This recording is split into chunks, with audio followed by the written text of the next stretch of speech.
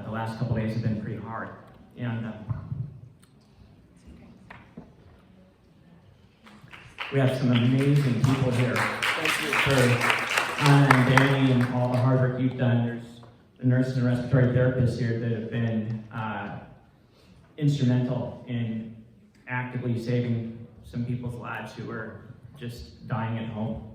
They'd gone to the hospital. They were diagnosed with bilateral pneumonia and they were sent home. My wife had these bullet points, just go through these bullet points, and then I started listening to these guys and I was like, oh, I'm writing more stuff down. And I'm like, no, you're only supposed to stick to this.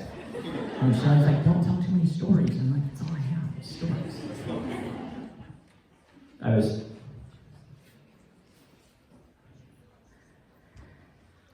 I got a text yesterday, and it had Dr. Bartlett in it from Texas, who was a huge proponent of budesonide, and I had seen his lecture on Dr. Bean on YouTube.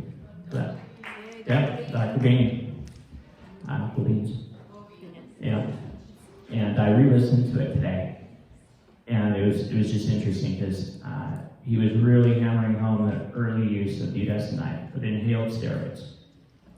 And you know, we had somebody at our clinic go and buy up every nebulizer from the medical supply store so we could get them to anybody that needs it.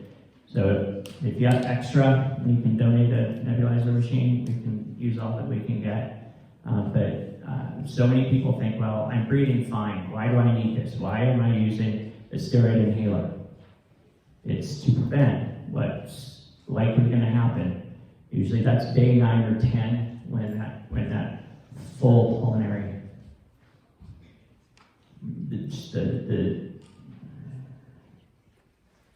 when the fear hits and you call 911 and you don't come home. Right? That's right around that day 9 or 10 for a lot of people that I've talked to or advocated for in the hospital. We've been pretty fortunate to only have a few people have to go to the hospital, and that's our goal, to do everything we can. And by that I mean it's not me or a few of us, I mean all of y'all. And that's why this is so important. Because we have jobs during the day, and then I do this all night. This is the longest I've seen my wife for. Hi.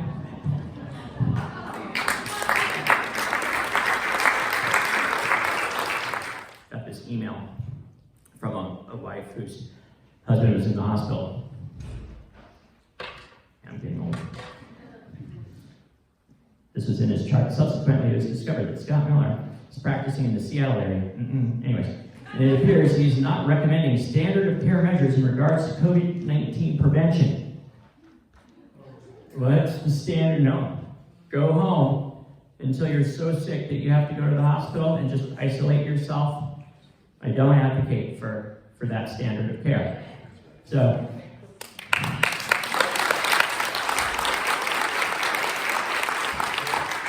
it appears he is not recommending standard of care measures in regards to COVID-19 prevention and treatment, which I suspect influence patient mistrust of treatment recommendations at his time of admission.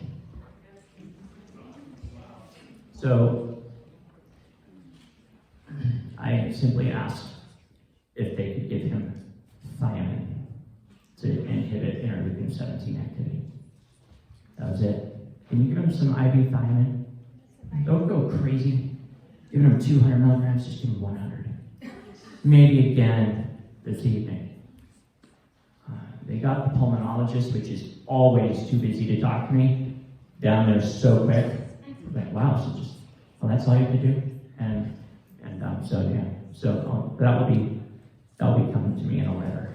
But it was just fine. Just advocating for thiamine, and they lost their mind. So,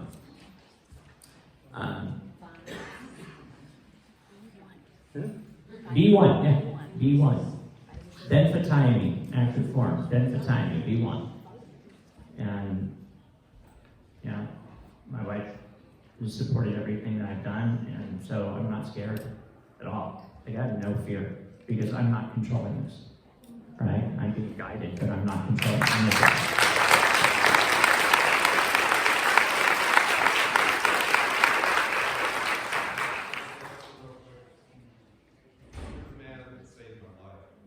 The what? You saved him.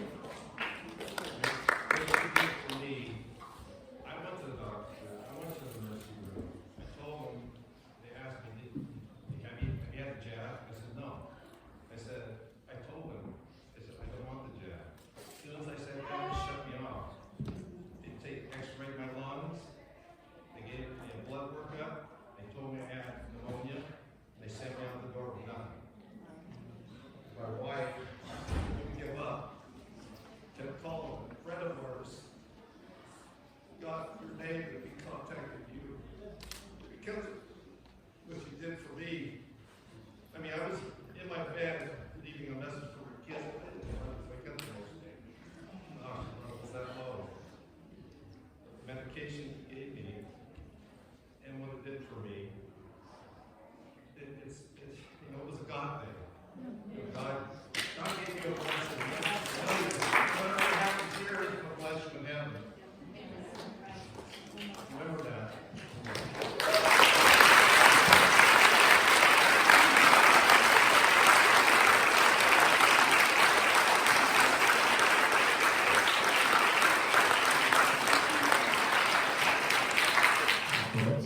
What's going to happen if you speak out or you start saying stuff? And I said, it's not going to go well.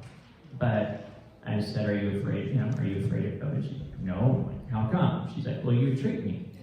Right? So what about everybody else? I mean, this is last April, May. And I'm like, what about people that don't know? And they're hiding. Their kids don't go outside and play. They're hiding inside, literally. Weeks and months. I talked to a family where they had an uncle that died. So their kids, their teenage kids, had not seen anybody for 3 months. That's how scared they were. 3 months. So guess what? Their daughter started having some interesting relationships on the internet. Right? Like, what are you going to do when you lock people up? You have a smart device in your room and you don't get to come out or engage. Well, they're